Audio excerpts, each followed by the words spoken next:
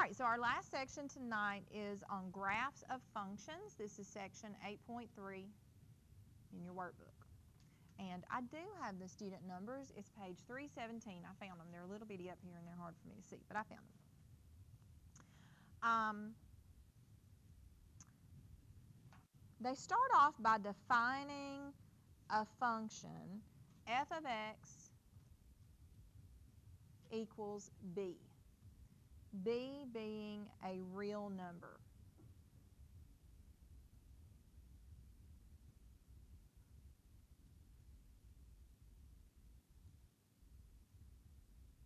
And they want you to understand that this function is called a constant function.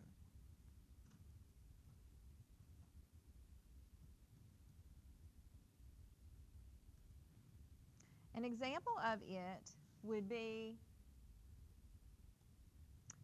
f of x equals 2.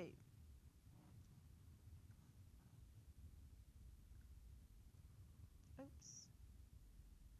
A little bit bigger than I thought it was going to be. Let's see, let me try again.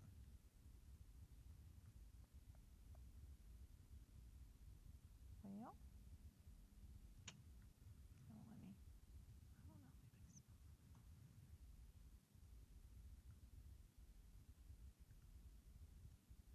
Okay.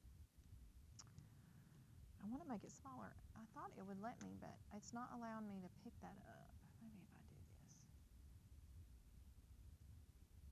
It's going to let me move it around. Okay. So back to what we were doing. All right, if I said let's graph f of x equals 2, this is called a constant function. And what this says is that all the function values are equal to 2.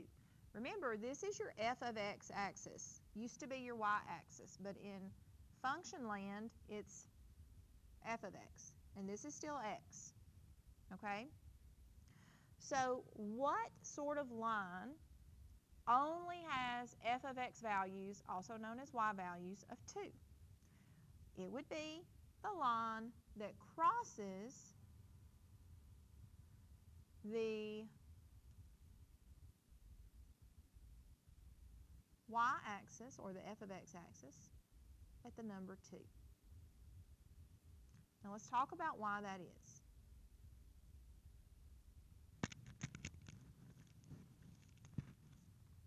Let's name some points on this line.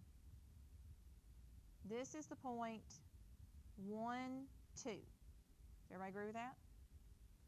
This is the point 1.52.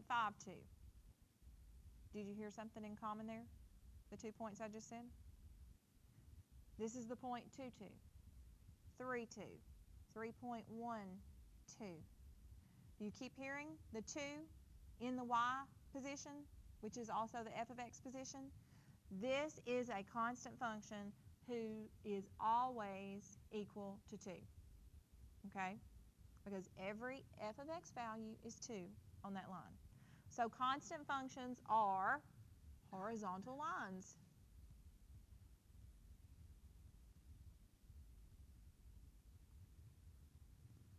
Okay? They're going to cross the y-axis at whatever number the constant is that the function is equivalent to.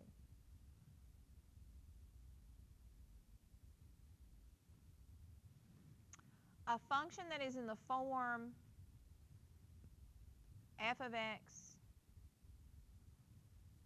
equals mx plus b, that should look familiar, is called a linear function. M cannot equal 0, and m and b are both real numbers.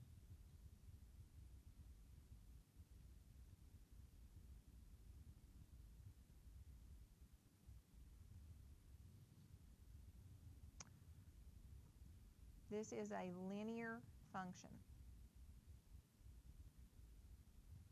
Okay? It's a line, straight line. Now this is a straight line, but because it's horizontal and all of its function values are 2, then it's not called linear, it's called constant. Okay? So in order to be linear, it has to have an x in it to the first power and then it can have a number in front of x and a number added to it. Or those could both be 0. 0 is a real number.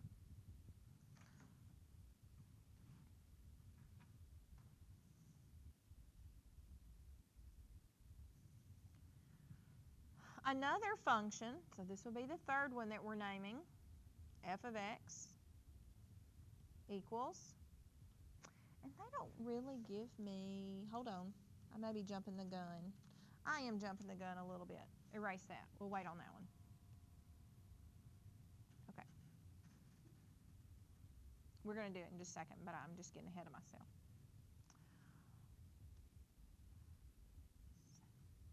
All right, so what we're going to do is we're going to graph a function by making a table of values. Okay? So we're going to graph the function. This is a different function. F of x equals x squared.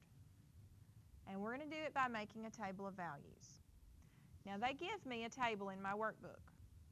So you could fill this out in your workbook.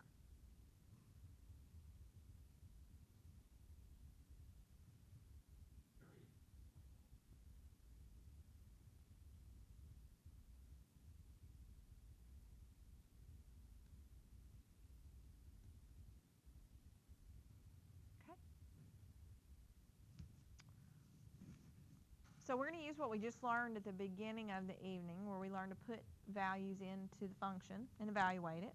And we're going to do f of -3. And that's going to equal -3 squared. Now you want to put parentheses around it when there's an exponent out there, okay? Because you got to make sure you take the negative and the number to that squaring power. -3 to the second power is +9. Now if you type this in your calculator and you don't put parentheses, your calculator will tell you -9, which leads me to a little side note, which we already talked about this like the first night of class, I think. This is 9. This is -9. This is squaring the negative and the 3. This is negating whatever 3 squared is, okay? The parentheses tell you to include it. So how did I know that I needed to include it? Because over here it says square x. Square x. Well, x is -3. So I have to square the negative and the 3, okay? And that's how I need to do it. Now you should be able to just kind of go through here and do the rest of them. -2 squared is what? 4. -1 squared is 1. 0 squared is 0. 1 squared is 1. 2 squared is 4. And 3 squared is 9. Now I'm going to put a piece of graph paper up here. It's probably going to cover up that little thing I did there with the 9s, but that's okay. And I'm going to graph these points. I actually don't think I have enough on this particular image that I've captured, but it's okay. So -3 is up at 9. So 3, 6, 7. We'll just pretend that we're close to it. Okay? And then -2 is at 4. And then -1 is at 1. 0 is at 0. 1 is at 1. 2 is at 4. I'm just plotting the f of x ordered pairs. And 3 was up here at 9.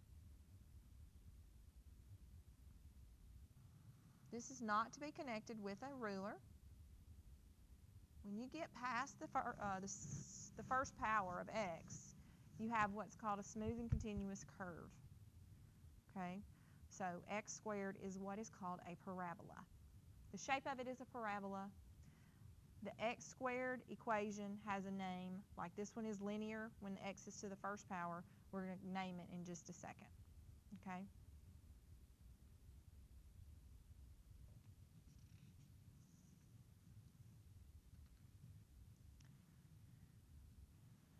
Do you have any questions on how to graph with a table?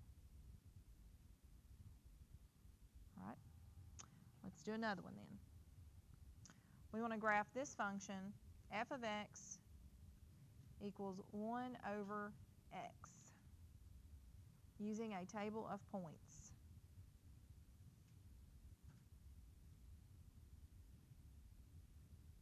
Pick up a different color.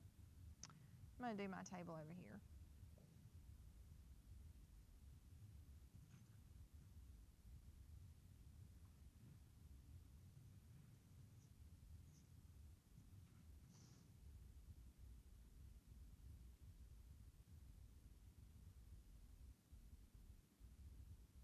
Now, they give us a bunch of points to do on this, and I'm going to show you why. This is called a rational expression, but the name of this is the reciprocal function, okay? And it's 1 divided by whatever x is. So you're going to have some fractions that are going to come up in this table when you put a number down there. 1 over 2 is 1/2, right? Okay, so you just have to think about that. So over here on the second part on page 318, they give us some fractions to put in there. A lot of them, actually. I don't think I'm going to do them all. I'm just going to do a few of them.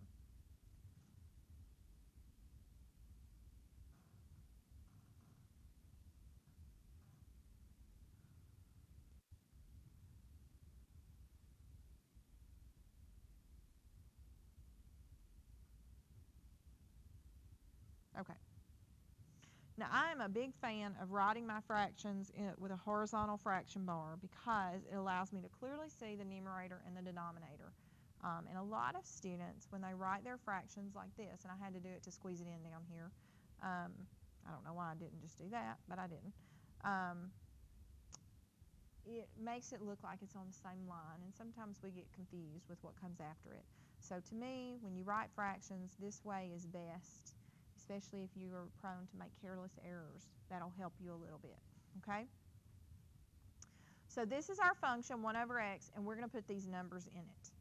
So this would be 1 over -3. I'm going to have to write these sideways, even though I just said I don't like that, because I'm running out of room here, okay? 1 over -2. 1 over -1 is -1, isn't it? What about 1 over 0? That's undefined, so you're just going to write undefined here. 1 over 1 is 1. 1 over 2 is 1/2. I don't need an equal sign there. 1 over 3 is 1/3. Now those are fractions, okay? What happens when I do 1 over -1/2? So let's come over here and let's simplify that. Let's write it like we want to see it. That's what I just subbed in right there. What is the rule for dividing fractions? We've already done this. I do remember doing this. What's the rule for dividing fractions? Keep the first one. Change the sign to what? Multiplication. And what do I do with the bottom fraction? Flip it. Reciprocal. That's why it's called the reciprocal function. Okay? And so 1 times -2 over 1 is -2. So now I'm getting some integer answers for my function values. So can I use what happened here to generalize what's going to happen when I put -1/4 in? It's going to be -4, isn't it? When I put 1/4 in, 1 divided by 1/4, that's 1 times 4 over 1, just 4. Does everybody agree with that? 1 over 1/2, 1 over 1/2 is 1 times 2 over 1, just 2. So let's see if we can graph these. See how they turn out.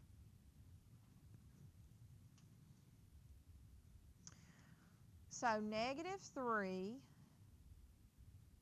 is at -1/3.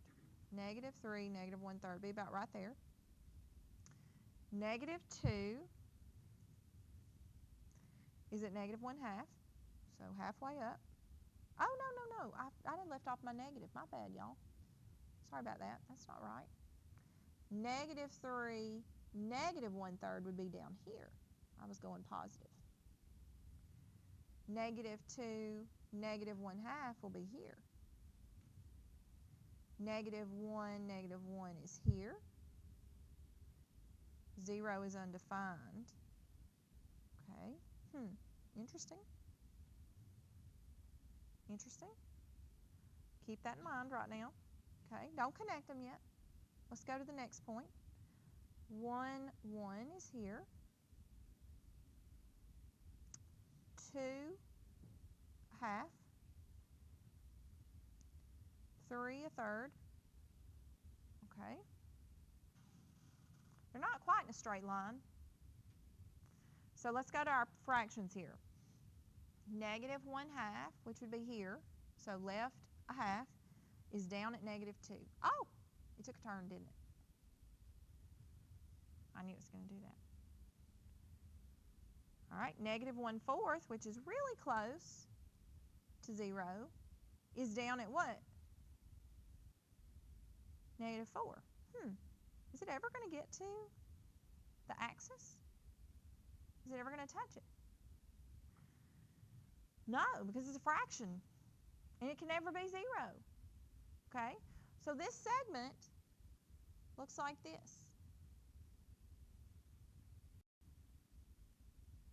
It's going to grow infinitely closer and closer to both axes, but never touch them. Now let's finish off this piece of it, because what this graph is two disjointed pieces. Okay, they don't connect to each other, but they together make up 1/x. So let's finish off. I was here at 1/4, so I go over 1/4 of the way to 1 and up to 4, right there. And at 1/2, I'm at 2. And it looks like a mirror image of it, doesn't it? Just in the first quadrant instead of the third.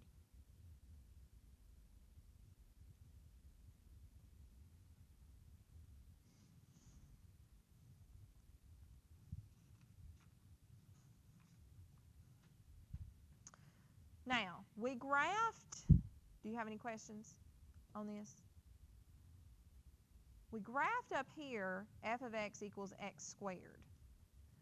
If I gave you g of x equals negative x squared and asked you to plug the numbers in again, what will happen is you will get the opposite function values, okay? And it's going to look like the mirror image of it, only reflected over the x-axis. Oops. That's one of those you would want to be familiar with. That g of x equals negative x squared is just like x squared, just flipped over the x-axis. Okay? And if you were to put the numbers in, this is that example that I gave you over here. Negate whatever you get when you square it. So it would be negative 9, negative 4, negative 1, negative 1, negative 4, negative 9. And that's what's going to cause it to open upside down. It was just random. They gave it to us in a chart, and you can put any x value in there. Okay? That's the beauty about the domain being negative infinity to positive infinity, which it is that I can pick any values of x and plug them in and find a point on that function. Okay? But you don't want to pick ridiculous values of x because you wouldn't want your graph to have to go way out to, 100 or whatever. So you usually just typically surround the origin. All right, good question. So it was in that particular ones that I used was in our chart, in our book, and just said fill it in. Okay? Any questions? This one?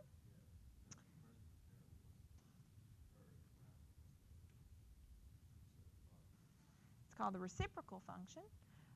It doesn't have a name like parabola. I didn't give you the name of this function yet. This function is called a quadratic function. Let's just go ahead and spill the beans. This is a quadratic function. This is a reciprocal function.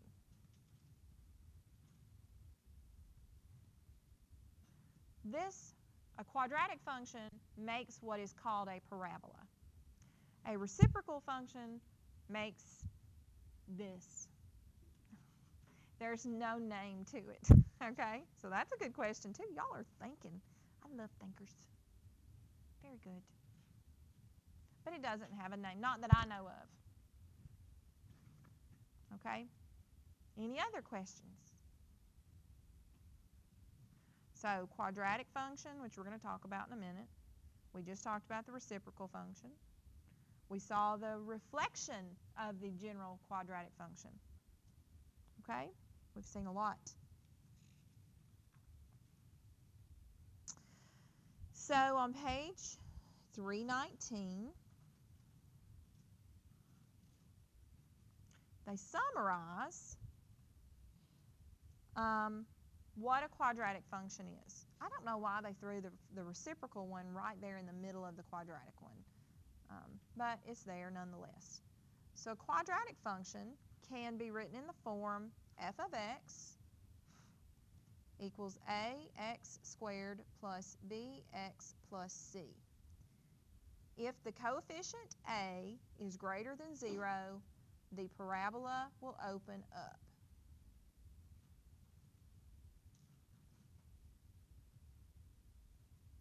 If the coefficient of x, a, is less than 0, the parabola opens down.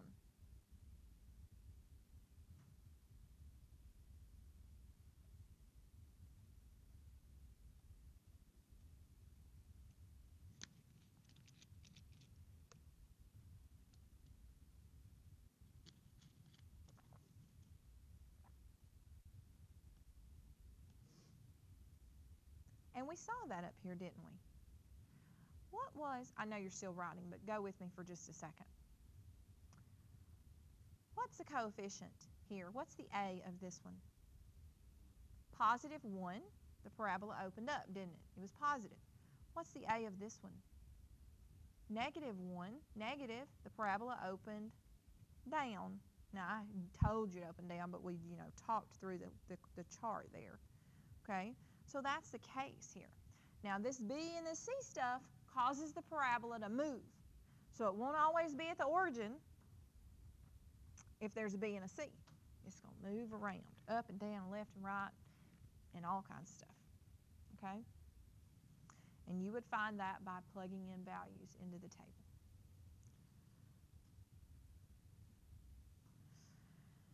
Okay, on page 319, they give us, and I'm not going to put this up there because it's just something we have to look at. So if you don't have a book, if you'll just look on with someone nearby you, that would be fantastic because everybody needs to see this. So page 319, where it says video 5. We're not going to watch the video, but we are going to discuss this problem. Everybody got a book to look on. Okay. It says identify the function as constant, linear, quadratic, or none of these.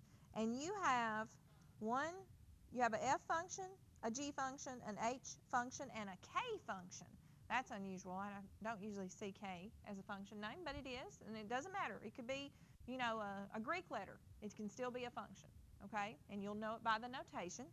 So as you look at that, you have to figure out, is it a constant function? And remember that a constant function only has a number in it. So it would be f of x or whatever function notation equals a number. So which one of those is a constant function? You can say f, g, h, or k. Which one of those is a constant function? H. H of x equals -3 is a constant function. Which graph matches up with that? The first one, the second one, the third one, or the fourth one? The first one. Very good. Okay? Now let's look at which one of these is a linear function. Okay? Linear would be the second one that I wrote up there, and it's in your notes. I'm sure it's in your notes. Where the x has a power of what? Let's go back up. What did the x have a power of up here? To be linear. The exponent was 1. So to be linear, it has to be x with an exponent of 1, or whatever variable they're using in the function. Which one of those is linear? Now, it can't be the one with the x in the denominator because that's the reciprocal function, right? And so that one's actually called none of these in this textbook. But which one of those is linear? Is it f, g, h, or k? It's f. Okay? Which one of those graphs would match up with that? Well, let me rephrase that. Those graphs don't match those functions, but which one of those graphs is a linear function? That would be a better phrase. Bottom left is a linear function. Does everybody see that? So they may or may not match up with that up there. I don't think they do. All right. G of x, what kind of function is it? It's quadratic. Jimmy says quadratic. It is because it's x squared, and x squared makes a parabola, right? Which one of those graphs is quadratic? Top right. Everybody see? And then k is none of these.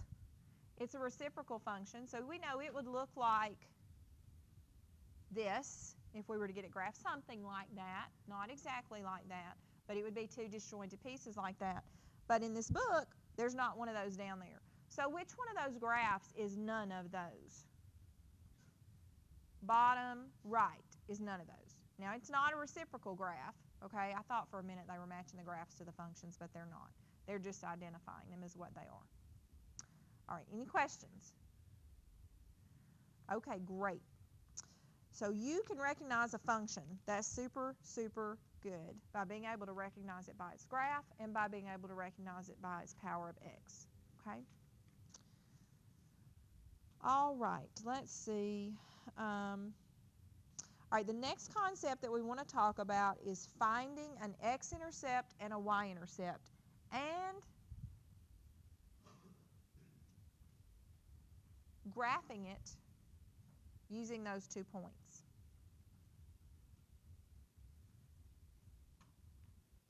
Now, we talked a moment ago about what an x-intercept was and what a y-intercept was. An x-intercept is a point on the x-axis, and the y value of it is 0, or f of x value is 0. Does everybody agree with that? So if it's on the x-axis, the y coordinate is 0, right? A y-intercept is a point on the y-axis, which means its x-coordinate will be 0.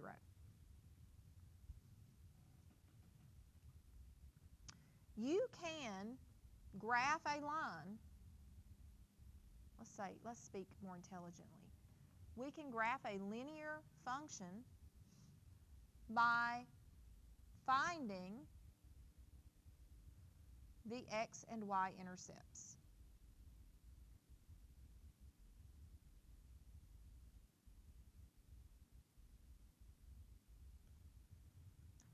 You learned a long time ago, you should have, that 2 points make a line.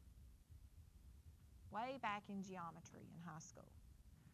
2 points make a line. So if I'm graphing a linear function, and I'll know it's linear because I know how to identify them now, okay, and I want to do it pretty quick, I can find the 2 intercepts. And when I find the 2 intercepts, I've got 2 points, they make a line, dot, dot, connect, done. Okay? And that's a lot easier than making a table with 5 or 10 values in it. Just an opinion. So let's graph this first one. F of x equals negative 3x plus 4.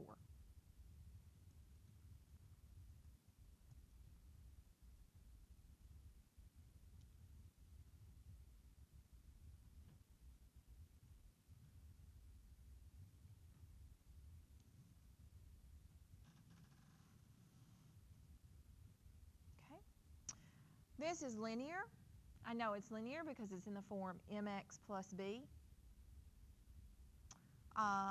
The x has an exponent of 1 on it. That's another reason I know it's linear. It's linear. It's a line. So I can find the x-intercept by letting the function value, or the y, equal 0, and I can find the y-intercept by letting the x value equal 0.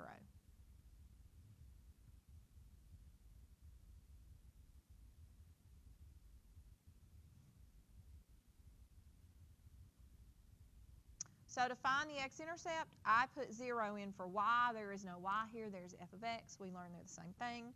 So 0 equals negative 3x plus 4. And then solve it for x. So I'm going to subtract 4 from both sides.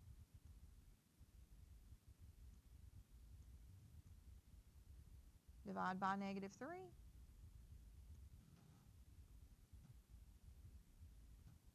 Negative divided by negative is a positive 4/3. So this x-coordinate is 4/3, and the y-coordinate is 0 because we were finding the x-intercept, and we let the y be 0, or the f of x be 0. Now I'm going to use y and f of x interchangeably. Okay, so you need to be comfortable with that. To find the y-intercept, a point on the y-axis, its x value would be 0. So I would actually put 0 in for x. F of x would be f of 0 equals negative 3 times 0 plus 4. So f of 0 equals negative 3 times 0 is 0. 0 plus 4 is 4. So this ordered pair is 0, 4.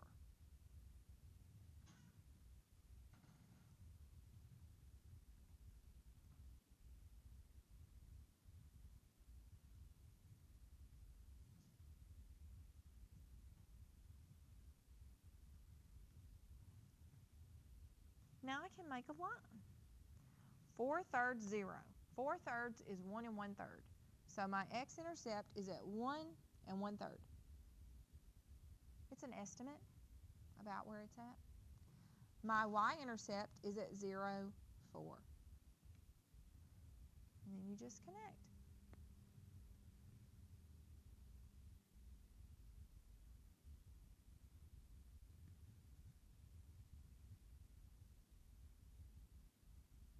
And you've graphed a line using intercepts.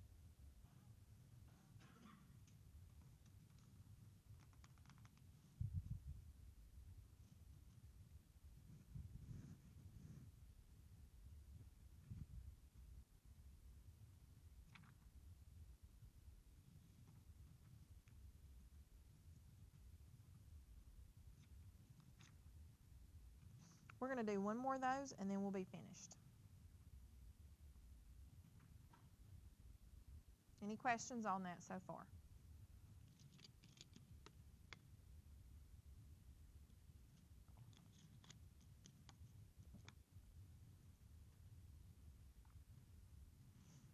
Okay, then we'll go on. Move one and we'll do one more. Same directions. We're going to find the y-intercept, the x-intercept, and graph the function. H of x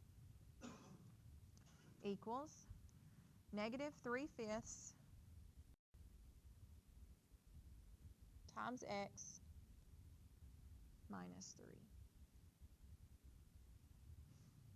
Now, some of you are thinking, I can graph that function using slope-intercept form because I remember that. But they specifically are asking you to find the intercepts. So you have to graph it using intercepts, okay? So, to find the x-intercept, by the way, this is linear, isn't it? You can only do this with, you can find x and y-intercepts of things that aren't linear, but in order to obtain the whole graph, it has to be linear, okay? Because 2 points don't make a curve, do they? I mean, you wouldn't know what it did between them, okay? So to find the x-intercept, you let y equal 0, and in this case, y is what? H of x. So it's going to be 0 equals negative 3/5 x minus 3. We're going to add 3 to both sides of the equation.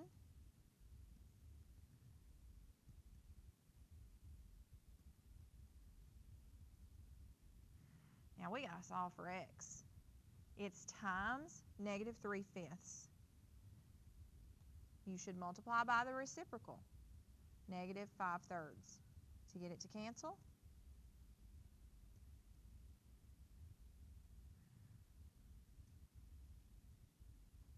you're left with x on the left excuse me, on the right. X on the right. And then here the 3's cancel, equals -5 on the left. So the ordered pair for the x-intercept is -5, 0. Because 0 is what you put in for the y or the h of x value. And that's the only way it can be an intercept, is if it has a y value of 0. All right, to find the y-intercept, you're going to let x equal 0, which means you're going to evaluate the function at 0. So you're going to do h of 0 equals -3/5 times 0 minus 3. So h of 0 equals -3/5 times 0 is 0. And so I'm left with 0 minus 3, which is -3. So this ordered pair is 0, -3.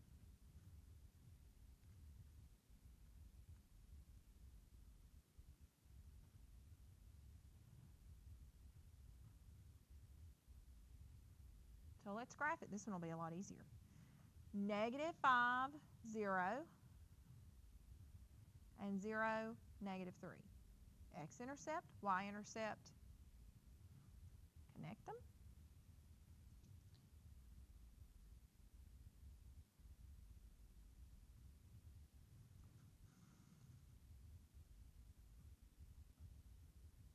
And you're done.